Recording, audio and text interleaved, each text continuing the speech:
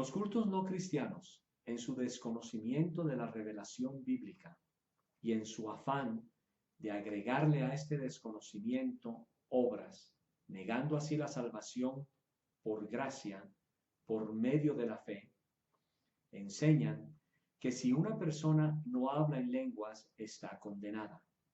O sea, no es todavía salva. Pero, ¿es esto cierto?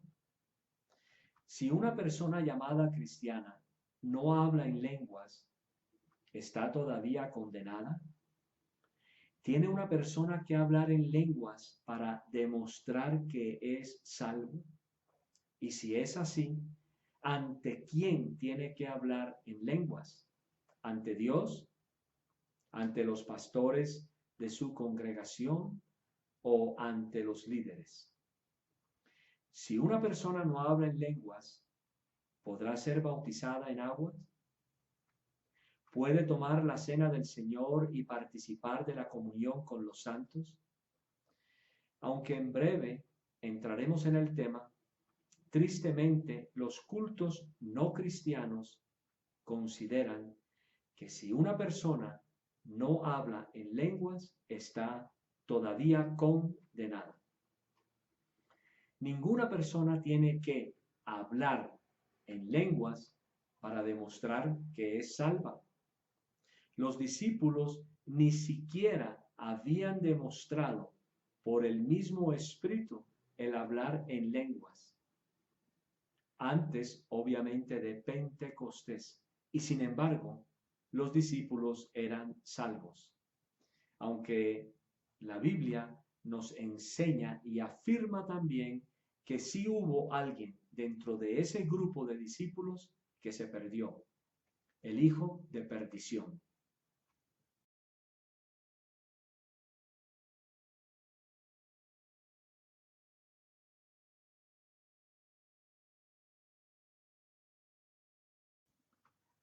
Entonces, no necesariamente todas esas manifestaciones mostrarán que una persona es salva.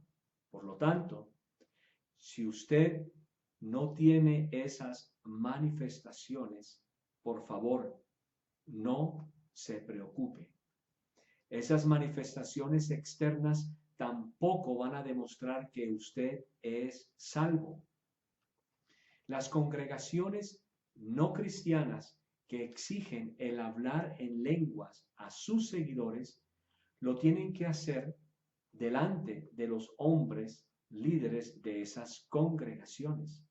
De hecho, no les permiten ser bautizadas en agua porque supuestamente ellos no han manifestado el hablar en lenguas. Por lo tanto, no son dignos ellos ni de tomar la cena del Señor, ni de participar en otras actividades de la iglesia. Pero esto es totalmente herético. Esto va en contra de la misma palabra de Dios. No tiene base bíblica y lo demostraremos seguidamente.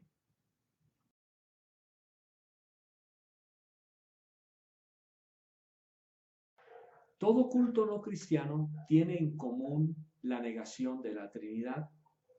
Aunque hablen usando terminología cristiana, si usted profundiza un poco más, descubrirá que ni siguen a Cristo ni están de acuerdo con todos sus mandatos u ordenanzas. Y es que negar la Trinidad es como romper la columna vertebral de un animal o de una persona. No podrá volver a levantarse. Y así es con el cristianismo ortodoxo. Negar la doctrina de la Trinidad es romper prácticamente la columna vertebral del cristianismo y dejarlo tirado en el suelo sin posibilidad de erguirse. Y esto lo hacen los herejes cultos no cristianos. Dentro de la Trinidad cristiana se encuentra el Padre, el Hijo y el Espíritu Santo. Y al pretender romper su relación, su naturaleza, su ser en sí, están mutilando el ser de Dios y aparentemente Hoy están logrando su objetivo, haciéndole mucho daño a la iglesia del Señor, su cuerpo. Y aunque no derrotada, el cuerpo de Cristo, la iglesia, sí ha sido muy dañada. El Señor mismo afirmó: y yo también te digo que tú eres Pedro, y sobre esta roca edificaré mi iglesia, y las puertas del Hades no prevalecerán contra ella. Gracias a Dios el Padre, que la roca de su iglesia es precisamente aquel que quieren destruir, sacar de las Escrituras y negar su preexistencia en espíritu hasta cuando fue hecho carne en la persona de Jesús.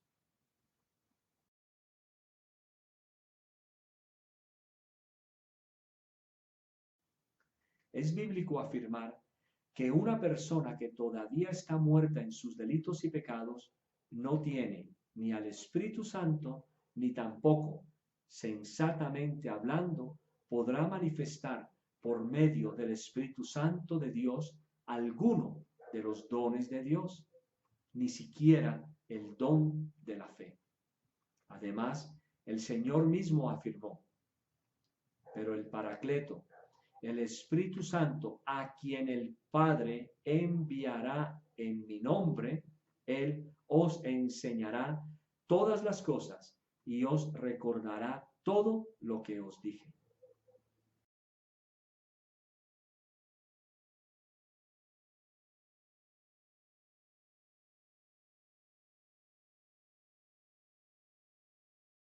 Tres personas mencionadas en ese solo pasaje de Juan 14:26. Entonces, es el Espíritu Santo quien nos enseñará como sus hijos. Por eso, un hombre natural no acepta las cosas del Espíritu de Dios porque para él son necedad y no puede entenderlas porque se han de discernir espiritualmente. Si los miembros de los grupos no cristianos no aceptan las cosas del Espíritu de Dios, empezarán a establecer doctrinas heréticas, falsas, antibíblicas, como: usted tiene que hablar en lenguas para ser salvo, usted tiene que bautizarse para ser salvo, o afirmar cosas como: la sola fe no es suficiente para la salvación, usted tiene que hacer obras.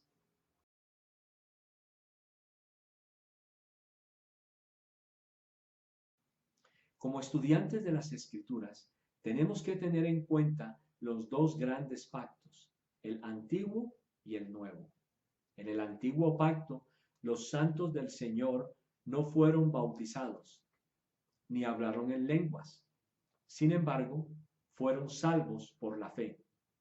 De hecho, antes de que el Señor estableciera su pacto con Israel, y desde Adán hasta el pacto con Israel, todos fueron salvos por la fe, incluyendo a Abel, Enoc, Noé y Abraham. Y no hay ni un solo versículo en la Escritura que confirme que estos hombres que caminaron con Dios llegaron en algún momento determinado en sus vidas como creyentes a hablar en lenguas o ser bautizados. Si usted lee Hebreos 11, va a ver los diferentes ejemplos y muy claros de cómo fueron salvos los santos del Antiguo Testamento. Si usted lee todo el capítulo, notará que no dice que fueron salvos después de, o fueron salvos después de hacer algo. No, simplemente fueron salvos por la fe. ¿La fe en quién? La fe en el Hijo preexistente, a quien muchos de ellos lo vieron manifestado antes de que se encarnara en la persona de Jesús.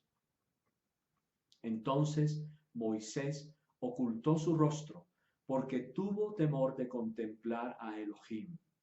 Dijo Moisés a Elohim: cuando vaya a los hijos de Israel y les diga, el Dios de vuestros padres me ha enviado a vosotros, y me digan, ¿cuál es su nombre? ¿Qué les diré? Respondió Elohim a Moisés: yo soy el que soy. Y añadió: así dirás a los hijos de Israel: yo soy, me ha enviado a vosotros. Jesús les dijo: de cierto os digo, antes que Abraham llegara a ser, yo soy.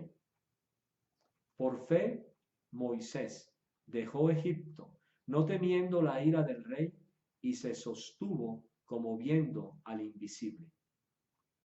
Existe una sola cosa en común, tanto para los santos del Antiguo Testamento como para los santos del Nuevo Pacto.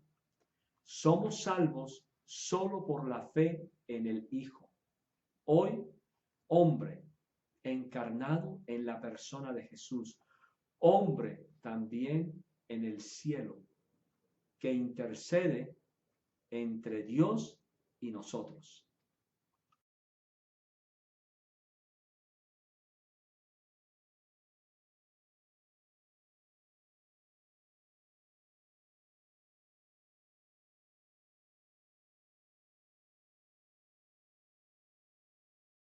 No siga adelante sin responder. No se engañen. Para poder entender, tenemos que leer el contexto. Y habiendo dicho esto, les mostró las manos y el costado.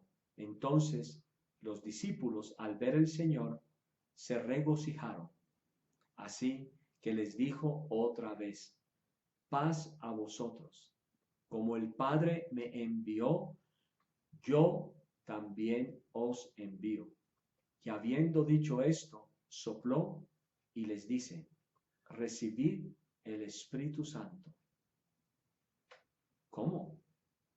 ¿Recibid el Espíritu Santo? Usted podrá pensar, pero yo pensaba que los discípulos habían recibido al Espíritu Santo en Pentecostés. No. Después de su resurrección y después que Jesús sopló, fue que los discípulos recibieron el Espíritu Santo, no antes. Pero, ¿por qué mencionar el punto sobre recibir el Espíritu Santo? Porque la misma palabra de Dios echa por tierra toda presuposición de que quien no hable en lenguas o quien no haya recibido al Espíritu Santo no es salvo. Leamos las palabras que dice el Señor Jesús seguidamente y después del regreso de la comisión de los 72 y antes de que soplara sobre estos discípulos el Espíritu Santo. Después de estas cosas, el Señor designó a otros 72 y los envió de dos en dos delante de sí, a toda ciudad y lugar a donde él estaba por ir. Regresaron los 72 con gozo, diciendo: Señor, aún los demonios se nos someten en tu nombre. Pero no os regocijéis por esto, dice en el versículo 20 el Señor, de que los espíritus se os someten, sino regocijaos de que vuestros nombres están inscritos en los cielos. Pregunto, ¿dónde dice la Escritura que estos 72 fueron bautizados en el nombre de Jesucristo? ¿Fueron bautizados en el nombre de Jesús o en el nombre del Señor? En ningún lugar. Sin embargo, el Señor les dice que sus nombres están inscritos en los cielos. ¿Manifestó el Espíritu Santo en ellos, por ejemplo, el don de lenguas? No. Y sin embargo, eran salvos.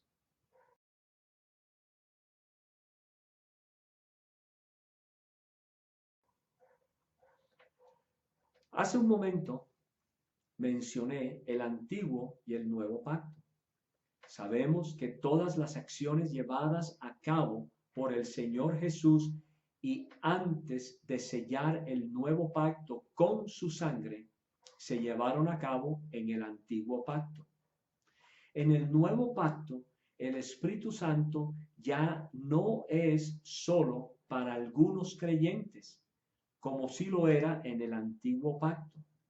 Ahora, su Espíritu Santo prometido primeramente a los judíos y derramado en Pentecostés, sería también manifestado sobre los gentiles que crean por fe en el Hijo. Y después de esto derramaré mi espíritu sobre toda carne, y vuestros hijos y vuestras hijas profetizarán. Vuestros ancianos soñarán sueños, y vuestros jóvenes verán visiones. Y los fieles de la circuncisión que habían ido con Pedro se asombraron de que también sobre los gentiles había sido derramado el don del Espíritu Santo.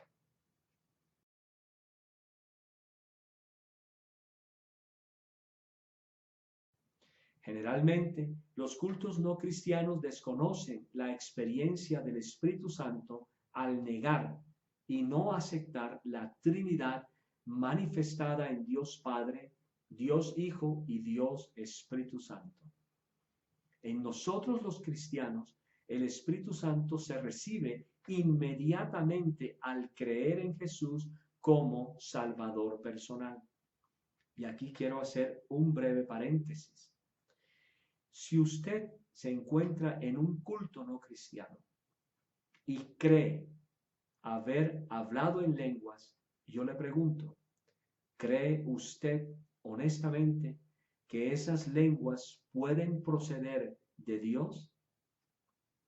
¿Cree usted que estará efectivamente manifestando el don de lenguas dado solamente por el Espíritu Santo si usted ha negado total y completamente la Trinidad del Dios Todopoderoso? No se engañe. Puede que usted mismo se engañe más bien, pero usted sabe que Dios no podrá ser engañado. Si usted ha negado la Trinidad y cree estar hablando en lenguas, yo le aconsejaría que revisara primeramente su salvación, porque dudaría honestamente de que usted sea una persona salva. Porque negar al Padre, negar al Hijo y negar al Espíritu Santo dentro de una Trinidad compuesta por la manifestación de tres personas en un solo Dios es simplemente no ser salvo. Y ahí sí le puedo afirmar a usted que usted no es salvo. Volviendo a nuestro tema, el Espíritu Santo se recibe inmediatamente al creer en Jesús como Salvador personal. Porque por un solo Espíritu fuimos todos bautizados en un solo cuerpo, sean judíos o griegos, sean esclavos o libres, y a todos se nos dio a beber un mismo Espíritu. Este ser bautizados en un solo cuerpo no tiene nada que ver con el bautismo en aguas. Repito, para que usted lo pueda entender mejor. Este ser bautizados en un solo cuerpo no tiene nada que ver con el bautismo en aguas. Se refiere a la unión con Cristo que ya tenemos como creyentes, dándosenos a beber un mismo espíritu. El comentario bíblico Moody sobre este versículo afirma: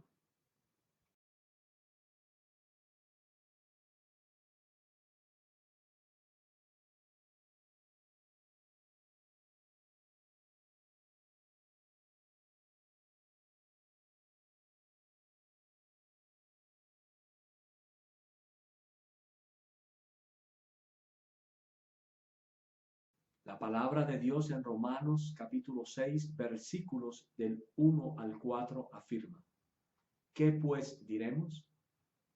permanezcamos en el pecado para que la gracia abunde, de ninguna manera, porque los que hemos muerto al pecado, ¿cómo viviremos aún en él? ¿No sabéis que todos los que fuimos bautizados en Jesús el Mesías, fuimos bautizados en su muerte? Por tanto, fuimos sepultados juntamente con él para muerte por el bautismo, para que así como el Mesías fue resucitado de entre los muertos por la gloria del Padre, así también nosotros andemos en novedad de vida. De igual manera, al ser bautizados en Jesús, no solo está indicando nuestra unión con Él, sino que también ya estamos unidos en Él en su muerte. El bautizo del verdadero creyente no es un rito simbólico del bautismo en aguas, es mucho más que eso. El ser bautizados en Jesús el Mesías es el estar unidos a Él en todo. Al momento de creer en Jesús, no solo recibimos su Espíritu Santo, sino que también y de forma inmediata somos bautizados en Jesús el Mesías. O sea, somos unidos a Él y en su muerte.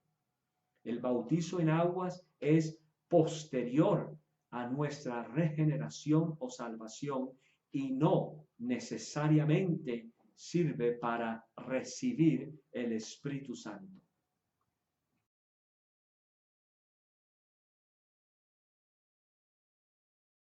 No es tanto el momento de recibir los dones, se trata más bien de recibir el Espíritu Santo. Al momento de nuestra regeneración o al momento de nuestra salvación, el Espíritu Santo empieza a morar en el creyente, dándosenos sin medida. Así lo afirma la Escritura. Pues el que Dios envió al Hijo habla las palabras de Dios, porque Dios no da el Espíritu por medida. Por lo tanto, podemos decir que Dios no nos ha dado su Espíritu por medida. Él vive en plenitud en cada creyente. Por esto es importante entender que los dones no son propiedad de una, dos o más personas, y solo el Espíritu Santo los manifestará porque son de Él. Así lo afirma la Escritura. Y a cada uno le es dada manifestación del Espíritu para provecho mutuo. Vuelvo a leerlo.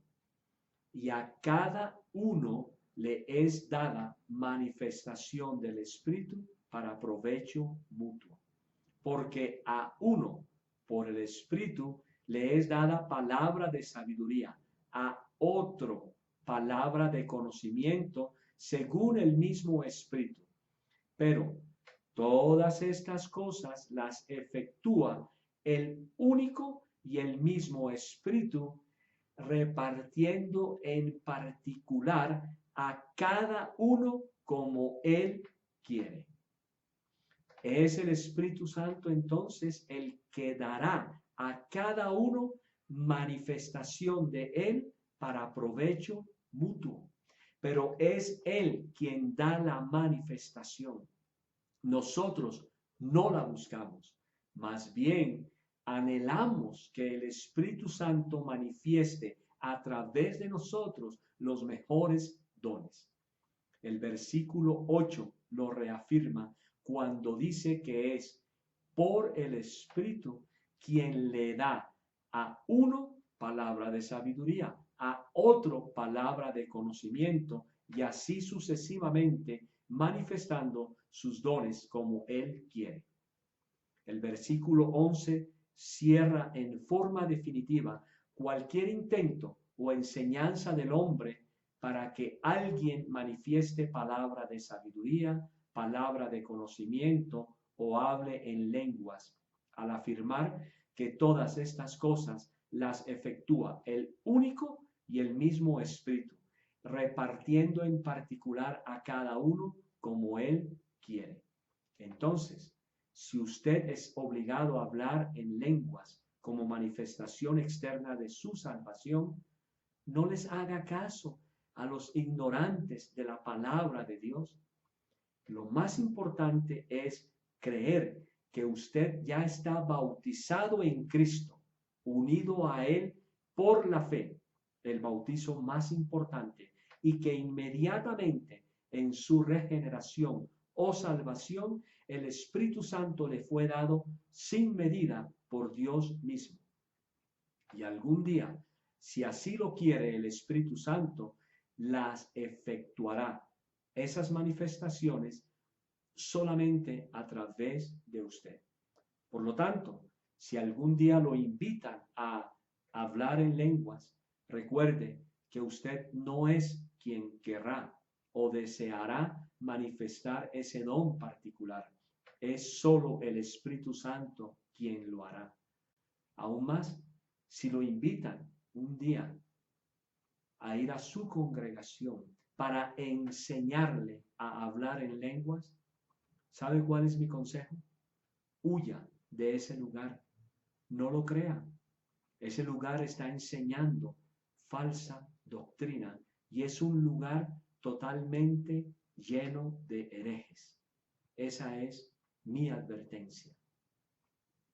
Dios le guarde y Dios le bendiga para que pueda usted realmente encontrar la verdad que está solamente en el Hijo preexistente, el Dios mismo que se encarnó en la persona de Jesús.